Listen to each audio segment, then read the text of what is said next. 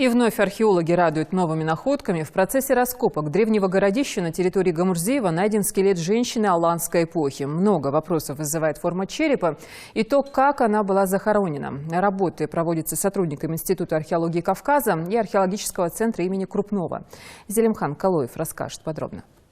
Сквозь пыль веков исследователи погружены в изучение тайн древнего мира. Археологи предполагают, что поселение существовало до 13 века. Точное время, когда оно было организовано, предстоит выяснить, но здесь уже были обнаружены предметы еще до 3 века до нашей эры.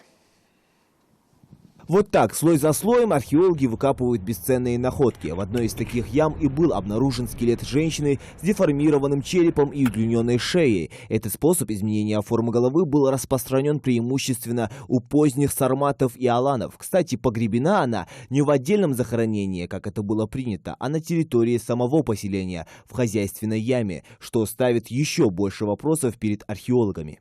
Вот та самая уникальная находка археологов. Череп женщины. Сколько ему лет, еще предстоит выяснить. Деформация головы могла служить признаком особого статуса человека, его благородного происхождения, что наделяло его различными привилегиями в обществе. Это подтверждается и тем, что у алан деформации были распространены именно среди элиты. Кстати, вместе с черепом были обнаружены и эти бронзовые серьги. Модификации формы головы были характерны для множества древних народов. История знает немало примеров целенаправленного изменения черепа. Еще в младенчестве путем многократных бинтований голове ребенка придавалась вытянутая форма. Такие повязки дети носили как минимум в течение нескольких первых лет жизни. Помимо прочего, в ходе раскопок было выявлено около 300 хозяйственных ям с различными находками. К работам подключились лучшие ученые Ингушетии и соседней республики. Проводятся совместные археологические раскопки Института археологии Кавказа, Кабардино-Балкарии и археологического центра Республики Ингушетия. Раскопки на данном участке продолжаются уже 2-й месяц. Первый месяц, ноябрь, октябрь, мы работали на карабулакских курганах.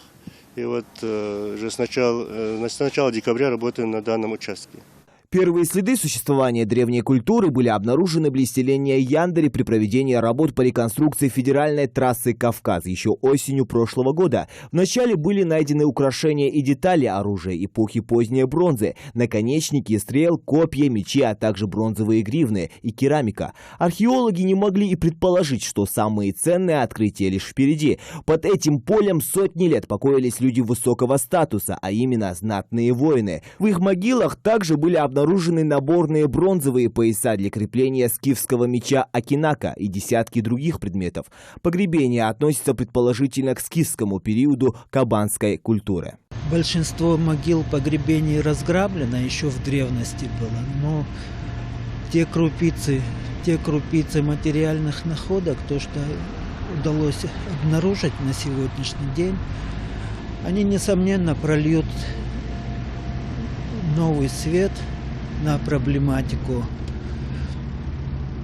этого вопроса. Раньше располагалось поле опытного хозяйства, насколько мне известно.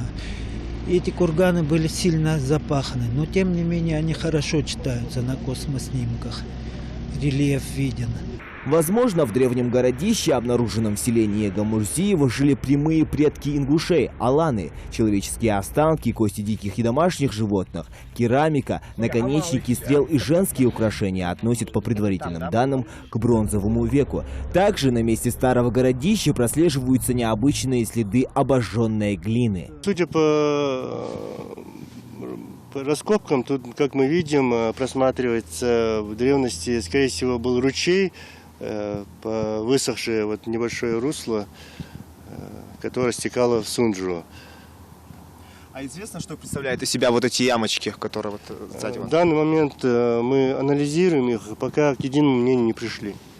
Буквально через дорогу от современной жилой застройки окраина античного мира. Проезжающие автомобилисты могут подумать, что здесь проводятся строительные работы. Несмотря на погодные условия, ученые продолжают свою работу. Раскопки будут проводиться до тех пор, пока древняя культура не будет изучена до конца. А чувства, которые испытывают археологи, напавшие на след бесценных